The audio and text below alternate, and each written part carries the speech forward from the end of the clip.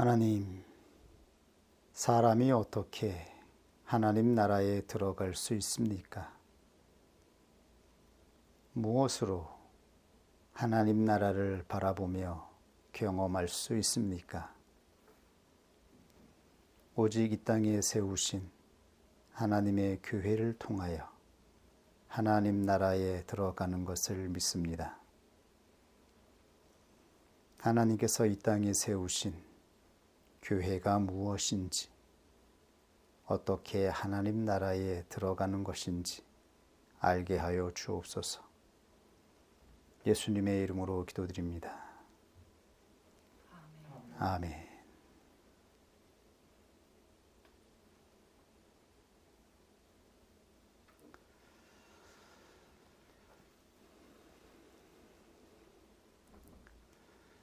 오늘은 하나님 나라의 교회가 무엇인지에 대하여 증거하도록 하겠습니다.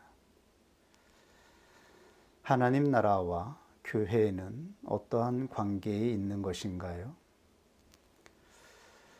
하나님 나라가 교회인 것인가요? 우리가 지난번에 확인해 보았듯이 교회가 하나님 나라 자체가 되지는 않습니다. 교회는 하나님 나라의 충체를 설명할 수는 없습니다. 그러나 누구든지 하나님 나라에 들어가는 자는 교회를 통해서 들어가게 될 것입니다. 교회는 하나님 나라의 기관입니다. 하나님이 이 땅에 세우신 하나님 나라에 들어가는 통로로 주신 것입니다.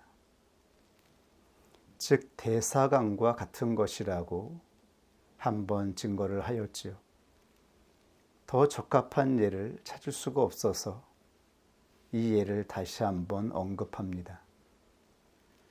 하나님 나라에 들어가는 자는 교회를 통하여 구원 얻는 믿음을 받아야 하며 하나님 나라에 어떻게 들어가는 것인지 배우고 훈련해야 합니다. 그러므로 누구든지 하나님 나라에 들어가는 자들은 교회를 통해서 하나님 나라에 들어가게 될 것입니다. 여기서 기관이라고 하는 말은 단순히 외적인 어떠한 수단이라고 하는 말보다는 유기체로서 말씀드리는 것입니다. 하나님 나라의 유기적인 기관입니다. 살아있는 하나님 나라의 유일한 기관이 이 땅에 세워진 것입니다. 성경의 증거에 의하면 하나님께서 직접 창조하신 두 개의 기관이 있습니다. 하나는 구약에 창조되었던 가정이 하나이고 또 다른 하나는 신약을 통해서 증거된 교회입니다. 가정과 교회는 유일하게 하나님이 직접 창조하신 기관입니다. 다른 모든 것들은 이 세상의 사람들을 통하여 이 세상의 만물을 통하여 간접적으로 만들어졌다면 가정과 교회는 하나님이 직접 창조하신 작품입니다. 더 구체적으로 말하면 가정은 교회의 모형인 것이죠. 그리고 교회는 가정의 실상입니다. 여기서 모형이라고 하는 말은 우리가 흔히 생각하는 것처럼 이제 실상이 왔으므로 아무런 상관이 없다라는 의미는 아닙니다. 단순하게 그렇게 이해할 수 있지 않습니다. 모형이라고 하는 말은 실상을 설명하고 실상을 경험하고 실상을 알게 되어지는 구체적인 삶의 실존적인 실체인 것이죠. 우리는 모형을 통해서 실상을 바라보게 되어지고 실상을 깨닫게 되어집니다. 그러나 완전하지 않은 것이죠. 부분적입니다. 실상을 통해서 우리는 완전한 실체를 보게 되는 것입니다. 가정과 교회는 하나로 연결되어 있습니다. 따로 분리되어 있는 것이 아닙니다. 그러므로 사도 바울은 이렇게 증거하였습니다. 사람이 부모를 떠나 그 아내와 합하여 그 둘이 한 육체가 될지니 이 비밀이 크도다. 내가 그리스도와 교회에 대하여 말하노라. 에베소서 5장 31절에서 32절. 사람이 부모를 떠나서 그 아내와 합하여 그 둘이 한 육체가 되는 것. 부부가 되는 것은 바로 교회와 그리스도의 연합된 관계성을 모형하고 있습니다. 무엇을 모형하고 있을까요? 어떻게 교회는 하나가 될 수 있는 것일까요? 그리고 우리가 그토록 과제로 가지고 있는 부부의 관계성은 무엇으로 하나가 될 수 있을까요? 사도 바울은 부부가 하나 되는 길을 이렇게 설명하였지요. 아내는 자기 남편에게 복종하기를 주께 하듯 하고 남편은 아내 사랑하기를 그리스도께서 교회를 사랑하시고 위하여 자신을 주심같이 하라.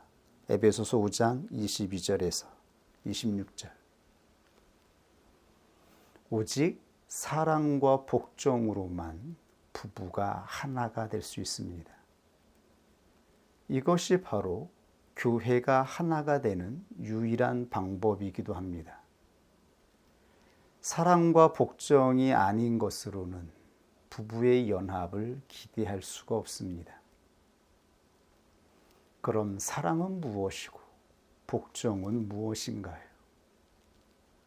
교회가 그리스도에게 복종하듯 아내는 남편에게 복종하고 그리스도가 교회를 사랑하듯 남편이 아내를 사랑할 때에 비로소 부부가 하나가 될 수 있고 교회가 하나가 되는 비밀이라고 말씀하고 있습니다. 사랑과 복종이 아니고서는 부부의 관계성도 교회의 관계성도 하나로 성취되지가 않는 것입니다. 그러므로 하나님이 이 땅에 세우신 가정, 부부의 관계성, 부모와 자녀의 관계성은 하나님께서 하나님 자신의 본질적인 품질인 사랑과 복종을 알게 하기 위함입니다. 그러나 이 땅에 세워진 그 어떠한 가정도 하나로 성취되지가 못했습니다. 하나가 될 수가 없었습니다. 사람이 타고난 착한 성품으로, 온유한 성품으로, 때로는 특별한 지성을 가진 자들이, 그리고 이 만유의 기본적인 질서를 가지고 서로 하나가 되기 위해 노력했지만 이 세상의 어떠한 가정도 하나로 성취되지가 못했습니다. 그러므로 하나님 나라가 이루어지는 것을 그 누구도 목격할 수가 없었던 것이죠. 만약 부부가 하나가 되어지고 가정이 하나가 되었다면 그것으로 사람들은 하나님 나라를 볼 수 있었을 것입니다. 그러나 어떠한 가정도 어떠한 부부도 하나가 되지 못했습니다. 모두 실패하였고 절망하였으며 낭망하였습니다. 그토록 원하는 이 연합은 성취되지가 못했습니다. 그러므로 하나님은 이 가정이 실상으로 예수 그리스도를 이 땅에 보내어 주셔서 교회를 창조하신 것입니다. 그리고 교회를 통해서 어떻게 하나로 연합될 수 있는지를 보여주신 것이죠. 이 사랑과 복종은 무엇으로 가능합니까? 우리의 이성으로 가능한가요? 우리가 가지고 있는 상식으로 가능한가요? 우리가 노력하는 최선의 의지로 가능한가요? 우리가 아무리 노력하고 아무리 애쓰고 우리가 알고 있는 모든 방식을 동원하여 애써도 하나가 되는 것을 기대할 수가 없습니다. 오직 믿음으로만 가능하다라고 말씀하셨죠. 이것이 바로 구원 얻는 믿음의 본질인 것이죠. 그러므로 오직 의인은 믿음으로 사는 것입니다. 그리고 모든 사람은 믿음으로 하나님 나라에 들어갑니다. 오직 믿음으로만 사랑과 복종이 성취될 수 있습니다. 오직 믿음으로만 부부가 사랑하고 복종할 수가 있습니다. 이것이 성경에 확증된 하나님의 말씀입니다. 택함을 입은 자는 교회 안에서 사랑과 복종에 대해서 배우게 되고 오직 믿음으로만 이것이 가능하다라는 것을 깨닫게 되는 것입니다. 이 본질은 오직 교회의 인격적인 관계성에서만 가능할 수 있습니다. 이 본질은 오직 교회 안에서만 바르게 조명될 수가 있습니다. 왜 교회를 통해서만 사랑과 복종이 가능할 수 있는가 하면 그 이유는 교회 안에 하나님의 은혜가 임하여 있기 때문입니다.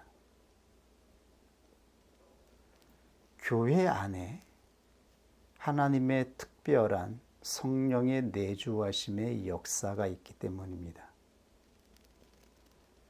하나님이 세우신 교회 안에 진리의 조명이 이루어지기 때문입니다.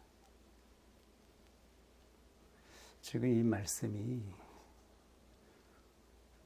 우리에게 너무나 중요한 내용이어서 잠깐 멈추었습니다. 교회가 하나 되는 유일한 방법은 사랑과 복종으로만 가능하다라고 말씀을 드렸죠. 그리고 이것은 오직 믿음으로만 이루어집니다. 우리가 사랑을 알고 복종을 알아서 사랑을 행하고 복종을 행하는 것이 아니라 하나님이 주신 구원 얻는 믿음으로 나아갈 때에 우리는 결국 사랑에 도달하게 되어지고 복종에 도달하게 되는 것이거든요. 그런데 이것은 그냥 어떤 관계성에서 주어지는 것이 아니라 오직 교회 안에 이루어진 하나님의 은혜의 수단들, 성령의 사역과 성령의 조명이 있어야만 가능하다라고 하는 것입니다. 그때 교회는 하나가 될 수가 있습니다.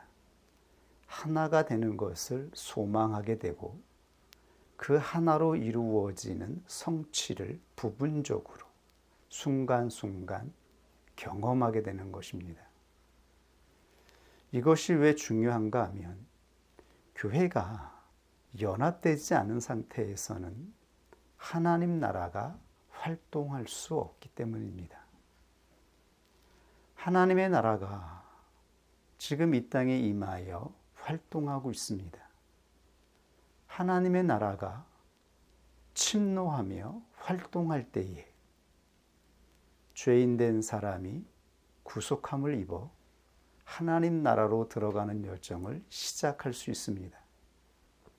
그런데 교회가 하나가 되지 않은 상태에서 하나님의 나라가 역사한다라는 것이 가능하겠습니까? 가능하지 않다라는 것입니다. 그런데 이것은 오직 믿음으로만 가능하다라고 말씀을 드렸죠. 이것을 강조하는 이유는 우리의 인격으로는 가능하지 않다라는 말입니다. 저는 개인적으로 교회에서 신앙생활하고 자라고 생활하여서 하나님의 말씀을 전하는 설교자로, 목회자로 부름을 받았습니다. 제가 청년의 때에 가장 의문을 품고 불신했던 것이 바로 목회자의 인격이었습니다. 지금 생각해 보면 여러 교회를 옮기면서 섬기고 봉사하였지만 우리가 상상하는, 우리가 생각하는 그런 훌륭한 인격을 보지 못했던 것 같습니다. 언제나 의문이었죠. 언제나 불신이었습니다. 특별히 목회자의 인격에 대하여 그러하였습니다. 목회자의 인격을 바라보며 어떻게 하나님의 나라에 들어가는 인격이 이런 부족한 인격으로 하나님 나라에 들어가며 하나님 나라가 역사할 수 있는 것인가 의문이었습니다. 그러나 수많은 세월이 지나 제가 목회자로 서 있게 되었습니다. 그러면서 동일하게 저 자신의 인격을 바라보며 그러한 의문을 갖게 됩니다. 나의 인격으로 어떻게 본이 되고 어떻게 우리 교회에 하나님 나라의 왕성한 활동을 기대할 수 있을까? 제가 의문을 품었던 것처럼 성도들이 저 같은 목회자의 인격을 보고 의문을 품지 않을까? 특히 청년들이 그러한 불신과 의문을 갖지 않을까? 이러한 자격 없는 모습으로 어떻게 하나님 나라를 증거하라고 하나님은 하시는가? 저는 개인적으로 목회자로서 자긍심이 별로 없어요. 그저 평범하고 연약하고 그러한 인격의 소유자인 저를 하나님이 훈련시키고 인도하셔서 이 좁은 길에서 하나님 나라를 증거하는 것이 영광스럽고 복되고 너무나 감격스러운 것을 체험하고 고백하곤 합니다. 그러나 왜 하나님께서 저 같은 자를 목회자로 부르셨는지, 특별히 이 좁은 나그네 길을 걸어가게 하시는지 잘 이해할 수가 없었습니다. 그리고 진실을 깨닫게 되었습니다. 하나님의 나라는 사람의 인격을 통해서 역사하는 것이 아니라고 하는 것을요. 하나님의 나라가 우리나라에 수많은 교회를 통해서 역사하였을 때에 목회자 개개인의 인격을 바라보면 우리가 본을 받고 존경하고 훌륭하다라고 생각하는 그러한 인격의 소유자들이 아니었습니다. 그런데 어떻게 하나님의 나라가 이토록 왕성하게 활동할 수 있었을까요? 그것은 하나님의 나라가 복종과 사랑으로 연합한 교회 안에서 통로를 얻었기 때문입니다.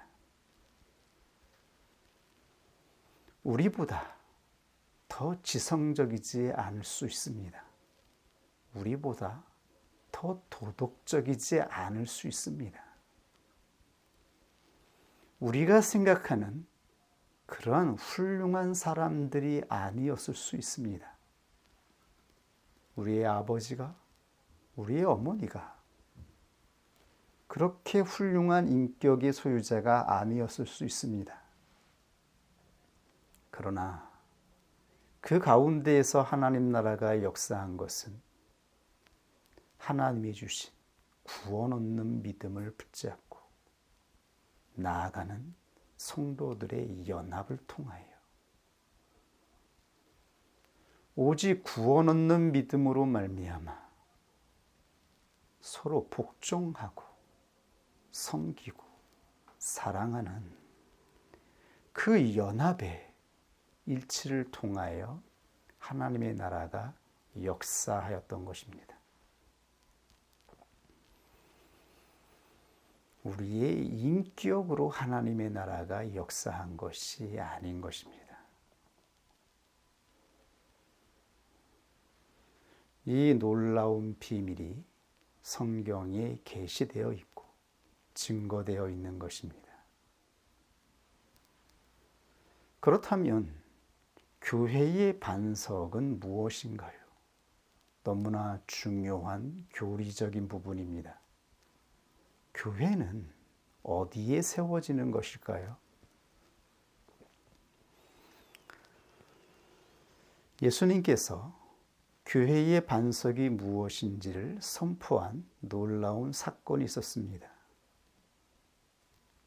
제자들과 사역하던 예수님이 결정적인 때가 되었을 때 드디어 십자가를 져야 하는 그 위대한 구속의 사역의 성취 앞에 제자들과 대화하면서 너희는 나를 누구냐라고 물었을 때에 제자들을 대표하는 베드로를 통하여 이 반석의 실체가 무엇인지 증거되었습니다. 가라사대 너희는 나를 누구라 하느냐?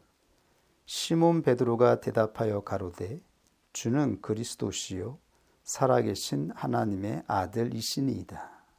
마태복음 16장 16절. 시몬 베드로가 대답하여 가로되 주는 그리스도시요 살아계신 하나님의 아들이시니이다. 바로 이 고백이었습니다. 이 고백은 참으로 놀라운 고백이었습니다. 지금은 이해할 수가 없죠.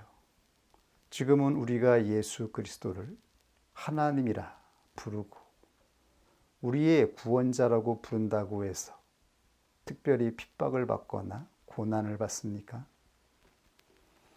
그러나 유대 세계, 유대 종교의 틀 안에 있던 예수님의 제자들은 감히 이러한 것을 상상할 수 없었을 것입니다.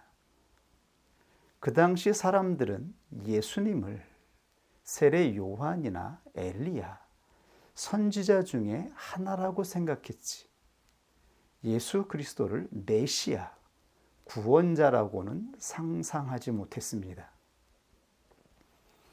이것이 유대인들이 바라보던 구원자에 대한 관념이었습니다. 유대인들이 바라보던 메시아는 모세와 같은 사람이었습니다. 모세를 통하여 애굽에 사로잡혀 있었던 이스라엘 백성들을 구원하신 것처럼 지금 몇백 년 동안 이방 나라의 억압 속에서 핍박을 받고 있던 유대인들이 기대하던 것은 바로 왕적인 권세를 가지고 이 땅에 오셔서 모세처럼 능력을 행하여 자신들을 이 억압하는 나라에서 구원해 주실 분이었습니다. 그러나 예수님은 그러한 왕적인 권세를 행사하지 않았습니다. 오히려 가난한 사람들, 병자들, 쓸모없는 사람들에게 다가가서 긍휼과 자비를 베푸셨죠. 그들의 병을 치료해 주셨습니다. 이것은 흡사 선지자들의 모습과 같았습니다. 그러므로 유대인들은 예수님을 메시아라고는 상상하지 못했던 것이죠. 더 나아가 하나님의 아들이라고 고백하는 것은 이것은 신성을 모욕하는 것이었습니다. 그들은 유일신 하나님만을 한 분 신으로 섬기고 있었기 때문이죠. 그때 베드로가 이 고백을 한 것입니다. 주는 그리스도시요 살아계신 하나님의 아들입니다. 이것은 놀라운 고백이었습니다. 이 고백이 결단으로 이루어졌을 때에 베드로의 인생은 자신이 관계성을 가지고 있었던 모든 유대인들과 결별되어지고 핍박을 받게 되는 상황을 나타내는 것이었습니다. 격렬함을 나타내는 고백이었던 것이죠. 이런 고백이 최초로 지금 베드로의 입을 통해서 선포되었던 것입니다. 그러므로 예수님은 이 베드로의 고백이 인간에게서 기원하는 것이 아니라 하늘에서 내려주신 은총이라고 언급했던 것이죠. 예수께서 대답하여 가라사대 바요나 시몬아 내가 복이 있도다. 이를 내게 알게 한 이는 혈육이 아니요 하늘에 계신 내 아버지시니라. 그리고 바로 교회의 반석, 교회의 토대가 무엇인지를 선포하셨습니다. 또 내가 내게 이르노니 너는 베드로라. 내가 이 반석 위에 내 교회를 세우리니 음부의 권세가 이기지 못하리라. 내가 천국 열쇠를 내게 주리니 내가 땅에서 무엇이든지 매면 하늘에서도 매일 것이요 내가 땅에서 무엇이든지 풀면 하늘에서도 풀리리라. 예수님은 이 반석 위에 교회를 세울 것이며 이 교회를 통하여 하나님 나라의 문이 열리기도 하고 닫히기도 할 것이다. 이 교회를 통하여 하나님 나라에 들어가게 될 것이라고 말씀하셨습니다. 그러면 이 반석이 무엇입니까? 로마 교회는 이 반석이 베드로라고 하였던 것입니다. 베드로의 인격이 바로 모든 교회의 반석이라고 하였던 것입니다. 이 의미를 알겠습니까? 이 구원 얻는 믿음을 소유한 자는 바로 베드로의 인격이다. 그러므로 베드로의 인격 위에 이 믿음을 소유한 베드로의 인격 위에 교회가 세워진다라고 하는 것입니다. 그러므로 베드로의 인격 위에 세워지지 않은 교회는 참 교회가 아니라고 정죄하고 공식적으로 선포한 것입니다. 이것은 종교개혁 이후에 공고하게 되었죠. 종교개혁자들과 정면으로 충돌하는 것이었습니다. 로마 교회는 베드로가 제1대 교황이라고 말하는 것입니다. 그리고 베드로의 제자, 그 제자의 제자를 잇는 사람들이 바로 로마 교회의 교황인 것이죠. 그러므로 로마 교회에서 분리된 교회들은 베드로의 인격에서 분리되었기 때문에 참 교회가 아니라고 주장하고 있는 것입니다. 이때 종교 개혁자들은 이 구절을 이렇게 가리켰습니다. 교회의 반석은 이 믿음을 소유한 베드로의 인격이 아니라 바로 이 믿음 자체라고 말한 것입니다. 이 믿음 위에 교회가 세워지는 것이라고 말한 것입니다. 교회의 반석은 이 구원 얻는 믿음에 있는 것이지, 이 믿음을 소유한 사람에게 있는 것이 아니라고 선포하고 가르쳤던 것입니다. 실제로 그러하지 않습니까? 사도 베드로와 대척점에 있던 사도 바울을 통해 세워진 교회는 참 교회가 아닌가요? 베드로만 구원 얻는 믿음을 받았나요? 다른 제자들도 예수 그리스도의 믿음을 가지고 그리스도를 증거하여 수많은 교회들을 세웠습니다. 그리고 빌립보 집사님을 통해서도 교회가 세워졌습니다. 로마 교회는 베드로의 인격을 특별한 인격으로 구별하여 성자로, 성인으로 구별하죠. 특별한 인격이 있다라고 믿고 있습니다. 그러므로 마더 테레사 수녀님, 성 어거스틴, 수많은 성인들의 인격을 구별하여 그들은 섬깁니다. 그들은 다른 사람과 다른 특별한 인격을 가진 자들이라고 구별하여 예수 그리스도처럼 높이는 것이죠. 그러나 정말 그러한 인격이 있을 수 있을까요? 테레사 수녀님의 정기를 읽어보았습니까? 베드로 사도의 삶을 우리가 성경을 통해서 엿볼 수 있지 않습니까? 베드로 사도도 갈라디아에서 2장 11절 이하에 보면 사도 바울의 책망을 받고 있습니다. 그가 외식했거든요. 그는 믿음으로 자유했지만 율법을 철저히 지키는 유대주의자들이 자기에게로 오자 외식하여 그 자리를 피했습니다. 그래서 사도 바울이 그를 책망하는 모습이 성경에 기록되어 있습니다. 그뿐이 아니죠.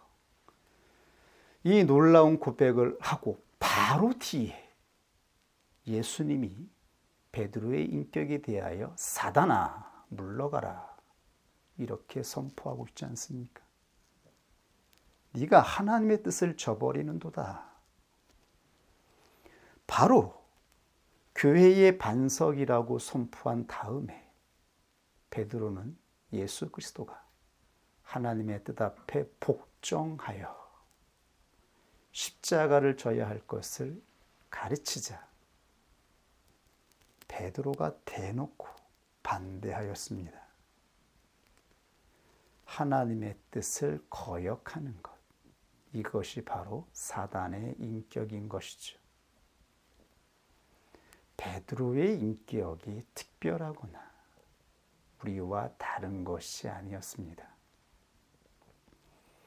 우리는 그저 베드로가 구원 얻는 믿음을 통해 성령의 역사로 말미암아 고백한 그것, 그 고백 위에 교회가 세워진다라고 하는 것,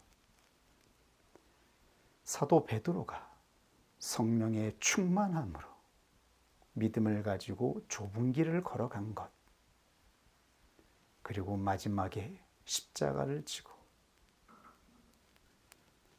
하나님의 영광을 나타내었던 그것을 구별하는 것이죠. 그분의 평상시의 삶, 그분이 가정에서 보여주었던 삶, 일상적인 사람과의 관계성에서 가졌던 관계성에서의 품질, 그러한 것이 특별하겠습니까? 우리와 다를까요? 저는 다르지 않다라는 것을, 다르지 않다라고 하는 것을 깨닫게 되었고, 모든 사람은 부패하고 타락하여서 연약하고 부족하고 불완전하다라고 하는 것을 이 모든 인생을 통해서 알게 되는 것 같습니다. 특별한 목회자가 있는 것이 아니구나. 특별한 위대한 인격자가 있는 것이 아니구나. 특별한 훌륭한 인격자가 있는 것이 아니구나. 그러므로 구원 얻는 믿음은 특별히 훌륭한 인격자의 소유가 아닙니다. 하나님의 전적인 택하심으로 선물로 주어진 것입니다.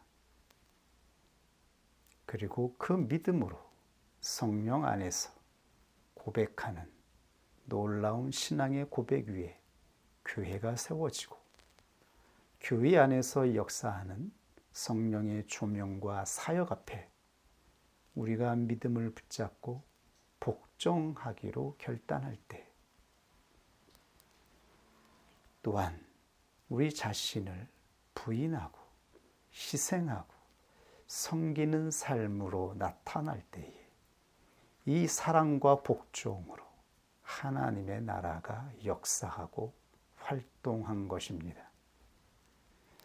이렇게 하나님의 나라가 교회를 통해서 활동하였습니다. 그러므로 하나님 나라의 교회는 그리스도 안에서 드러난 하나님의 다스림이 있는 신자를 의미합니다.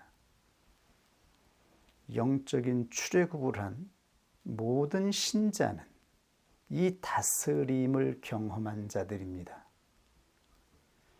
성령께서 우리 안에서 강권적으로 역사할 때 우리는 부복하고 복종하여 결단한 경험을 가지게 되었습니다.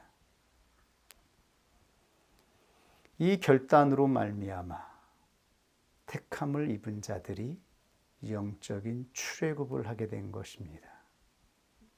하나님 나라를 경험하게 된 것입니다.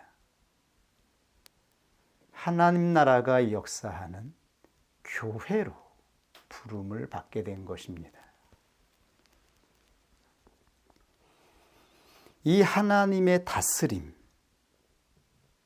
이것이 바로 놀라운 축복의 경험인 것입니다. 이 결단, 이 복종의 결단의 경험, 이것이 바로 놀라운 축복의 경험이라고 말씀하고 있는 것입니다. 예수 그리스도를 우리의 주인으로 영접할 때에 모든 택함을 입은 자는 하나님 나라의 다스림 밑으로 부복을 결단한 것입니다. 이것을 경험한 자들이 하나님 나라를 경험하고 하나님 나라를 바라보게 된 것입니다. 베드로가 예수 그리스도를 살아계신 하나님의 아들이라고 메시아로 고백했을 때에 그는 자기가 살아오던 모든 인생의 관계성에서 끊어지고 분리될 것을 결단한 축복의 경험이었던 것입니다. 그러므로 이 구속의 복된 소식을 받은 자, 그리고 이 구속에 참여하여 영적인 출애굽을 한 모든 사람들은 흑암의 권세에서 건져져서 하나님 나라로 옮겨지는 이 놀라운 구원, 그리고 격렬한 싸움을 경험하게 된 것입니다. 그러므로 사도 바울은 이렇게 고백하였습니다. 그가 우리를 흑암의 권세에서 건져내사 그의 사랑의 아들의 나라로 옮기셨으니 그 아들 안에서 우리가 구속 곧 죄사함을 얻었도다. 우리는 흑암의 권세에서 구속을 입고 하나님의 사랑하는 아들의 나라로 옮겨졌습니다. 그리고 이 놀라운 경험들이 하나님이 세우신 믿음의 교회 안에서 하나님이 구속하신 이 놀라운 구원 얻는 믿음 안에서 세워진 교회 안에서 우리는 경험하고 이 놀라운 사실을 확인하고 하나님 나라에 들어가기까지 훈련받고 있는 것입니다. 그러므로 하나님 나라는 구원 얻는 믿음을 가진 자들을 통하여 이제는 이 믿음으로 하나 된 교회의 연합을 통하여 하나님의 나라가 그 모습을 나타내게 되는 것입니다. 이 복종, 이 사랑이 나타날 때 그때 우리는 하나님의 나라를 목격할 수 있게 되는 것입니다. 다른 것으로 목격하는 것이 아닙니다. 하나님이 직접 창조하신 하나님 나라의 귀관은 교회밖에 없습니다. 만약에 가정이 한 구원 얻는 믿음으로 연합하여 나아간다면 그곳에서 하나님 나라가 역사하게 되겠죠. 가정은 모형입니다. 실상은 교회에 있습니다. 한 믿음 안에서 복종과 사랑으로 연합된 상태, 이 상태를 통해서만 하나님의 나라가 강권적으로 역사하며 이 역사를 통하여 수많은 사람들에게 길이 열리게 되어집니다. 그들이 하나님 나라로 부름을 받게 되는 것입니다.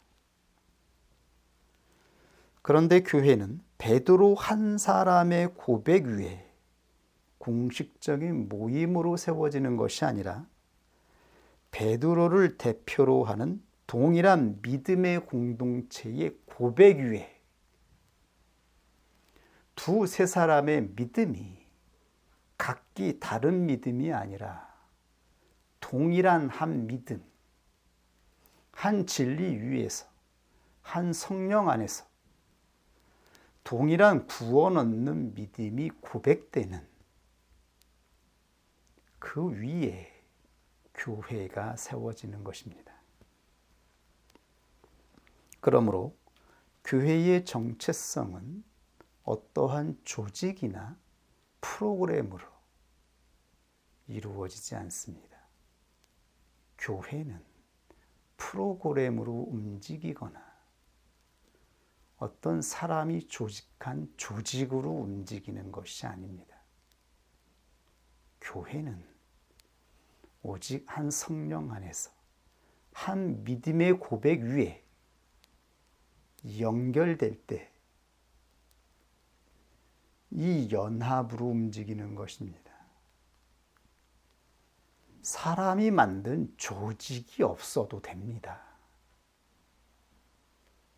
유대인들이 그토록 주장하던 그 관습적인 조직들, 그 체계 위에 하나님 나라가 이루어지는 것이 아닙니다.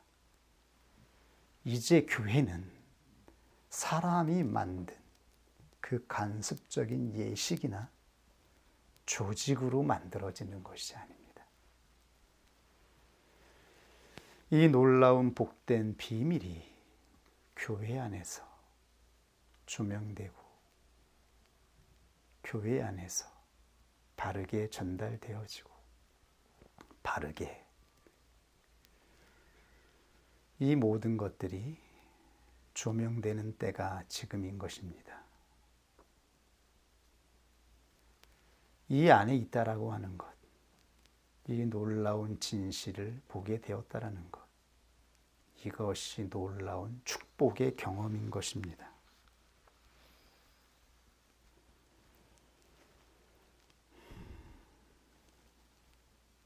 동일한 믿음 위에 우리가 하나의 진리로 선포되는 말씀이 선포될 때에 어둠의 권세는 물러가고